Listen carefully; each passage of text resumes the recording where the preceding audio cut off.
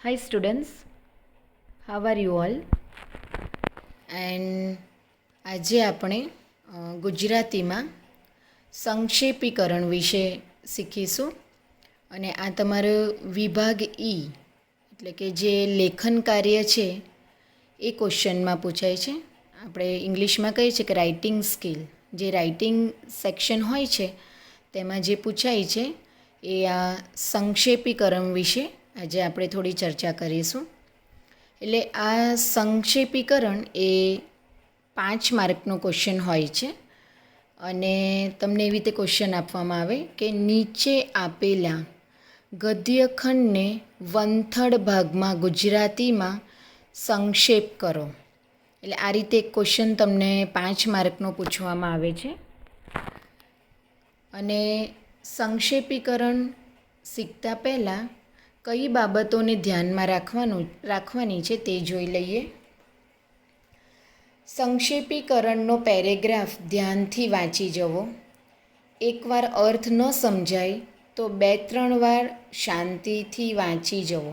એટલે જ્યારે પણ તમે આ ક્વેશ્ચન પેપરમાં જોવો છો અને તમારે જે તમને આ પેરેગ્રાફ આપ્યો હશે અને એ ઇંગ્લિશમાં આપ્યો હશે અને તમારે આ પેરેગ્રાફ ગુજરાતીમાં લખવાનો છે, પણ એ આખો જે પેરેગ્રાફ છે તેને કોપી નથી કરવાનું, તેનું ટ્રાન્સલેશન ગુજરાતીમાં નથી કરવાનું, પણ તેનો વંથડ ભાગ એટલે કે જે એની અંદર જે મેઇન પોઈન્ટ્સ આપ્યા છે તેને તમારે હાઇલાઇટ કરવાના રહેશે.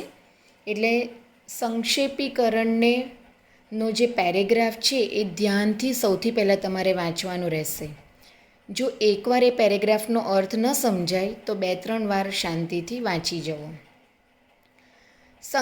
સંક્ષેપીકરણમાં જરૂરી મહત્ત્વની વિગતો અલગ તારવી. એટલે જ્યારે તમે પેરેગ્રાફ વાંચો છો તો તેની અંદર જે ઇમ્પોર્ટન્ટ વસ્તુઓ આપી છે, મહત્ત્વની બાબતો, જે વિગત, જે ઇન્ફોર્મેશન આપી છે તેને સૌથી પહેલાં તમારે અલગ લખવી. સંક્ષેપીકરણ મૂળ પેરેગ્રાફમાં શબ્દ પ્રયોગો ન આવે તે જોઈ પોતાની ભાષામાં નિરૂપણ થવું જોઈએ. એટલે મેં તમને પહેલાં જ કીધું કે જ્યારે તમે આનું ગુજરાતીમાં એનું સંક્ષેપીકરણ કરો છો ત્યારે તમારે એ જોવાનું છે કે તમારે એ બેઠું ટ્રાન્સલેશન કરવાનું નથી. એ જે ભાષા આપી છે એ જ ભાષામાં તમારે એનું ગુજરાતી ટ્રાન્સલેશન કરવાનું નથી, પરંતુ એના જે મેઇન મુદ્દા છે, ઇમ્પોર્ટન્ટ મુદ્દા છે તે તારવીને તમારે લખવાનું છે. પેરેગ્રાફમાં પુનરુક્તિ દૂર કરવી, વાક્યો સંદર્ભ જોઈ ભેગા કરવા. એટલે પેરેગ્રાફની બહારના કોઈ જ વાક્યો લખવા નહીં અને તમને જે પેરેગ્રાફ આપ્યો છે એ પેરેગ્રાફ પ્રમાણેના એના સંદર્ભમાં જ એટલે કે એના રિલેટેડ જ તમારે બધી જ ઇન્ફોર્મેશન ભેગી કરવી.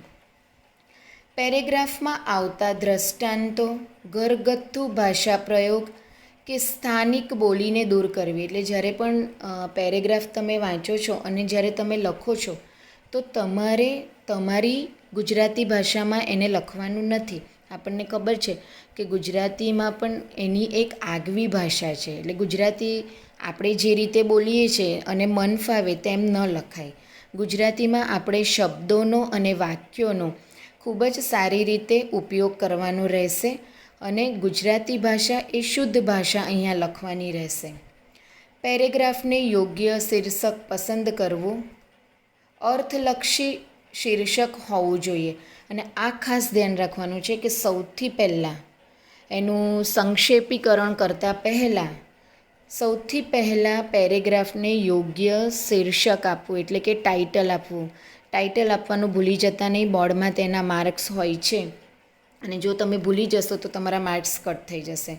અને અર્થલક્ષી શીર્ષક હોવું જોઈએ એટલે કે એનું શીર્ષક, એનું જે ટાઇટલ આપો છો એ શું હોય, જે પેરેગ્રાફને રિલેટેડ હોવું જોઈએ, એનું રેલેવન્ટ હોવું જોઈએ. સાદી, સરળ, શુદ્ધ, સચોટ તેમજ અસરકારક ભાષામાં સંક્ષેપીકરણનો પેરેગ્રાફ લખવો જોઈએ. એટલે જ્યારે તમે પેરેગ્રાફ લખો છો તો તમારી ભાષા કેવી હોવી જોઈએ? સાદી, સરળ, કે વાંચનારને સમજાય કે તમે શું લખ્યું છે. સચોટ તેમજ શુદ્ધ. મેં તમને પહેલાં જ કીધું કે ગુજરાતીમાં જ્યારે પણ તમે લખો છો તો તમે જે પ્રકારનું ગુજરાતી બોલો છો એ પ્રકારનું તમારે લખવાનું નથી, પણ તમારે શુદ્ધ ગુજરાતી ભાષામાં લખવાનું છે. ચાલો અહીંયા હવે એક એક્ઝામ્પલ જોઈ લઈએ. જો હવે તમને આ પેરેગ્રાફ જે છે તે ઇંગ્લિશમાં આપ્યો છે. Global warming is a serious threat to earth, causing many harmful effects on the environment and the ozone layer, which protect Earth from harmful sun rays. એટલે અહીંયા ગ્લોબલ વોર્મિંગ વિશે ચર્ચા કરવામાં આવી છે અને આપણને ખબર છે કે તેના કારણે પૃથ્વી પર ઘણો બધો વિનાશ થયો છે અને જે અર્થ છે એના પર એની ખૂબ જ ખરાબ અસર પડી છે. The first reason four global warming is deforestation. એટલે પહેલું રીઝન શું આપ્યું છે ગ્લોબલ વોર્મિંગનું? ડિફોરેસ્ટેશન. એટલે કે ઘણા બધા જે ઝાડ છે તેને કાપી નાખવામાં આવ્યા છે. એટલે many trees get cut, they clean the air. હવે આપણને ખબર છે કે હવા એ આપણના વાતાવરણને શુદ્ધ રાખે છે અને જો આપણે ઝાડને જ કાપી નાખીશું તો સૌથી પહેલાં શું થશે કે જે આ હવા છે એ પ્રદૂષિત થઈ જશે. To reduce the effect of global warming. હવે આ ગ્લોબલ વોર્મિંગને રિડ્યુસ કરવા માટે શું કરવું જોઈએ?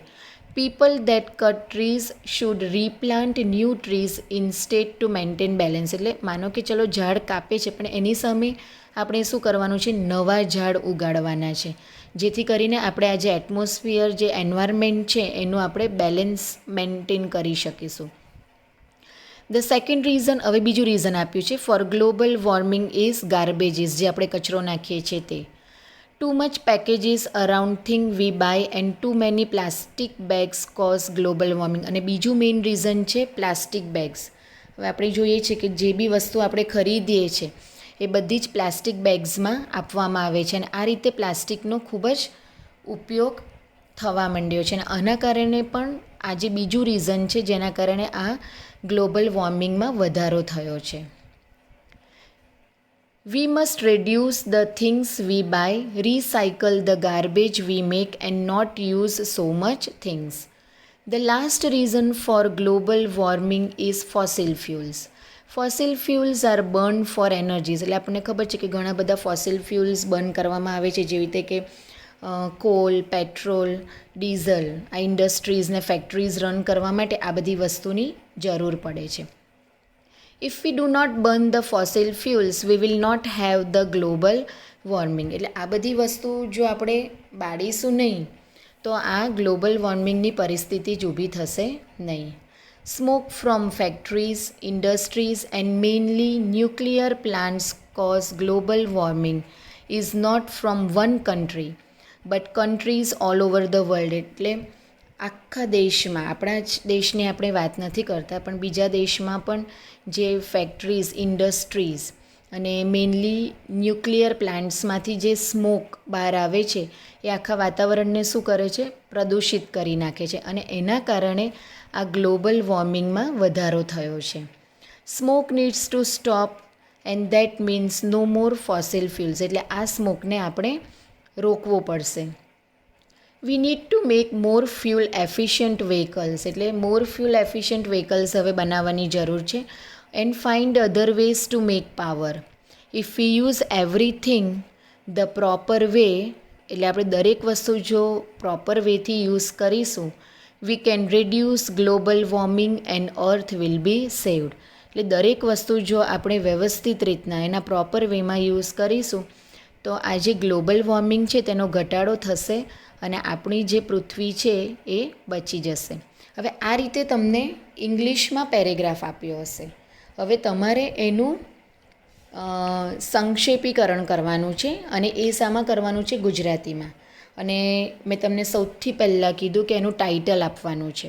હવે આ જે પેરેગ્રાફ છે એ ગ્લોબલ વોર્મિંગના રિલેટેડ છે અને એમાં સ્ટેપ્સ, બધા મેઝર્સ પણ આપ્યા છે કે આપણે ગ્લોબલ વોર્મિંગને કેવી રીતના ઓછું કરી શકીએ છીએ.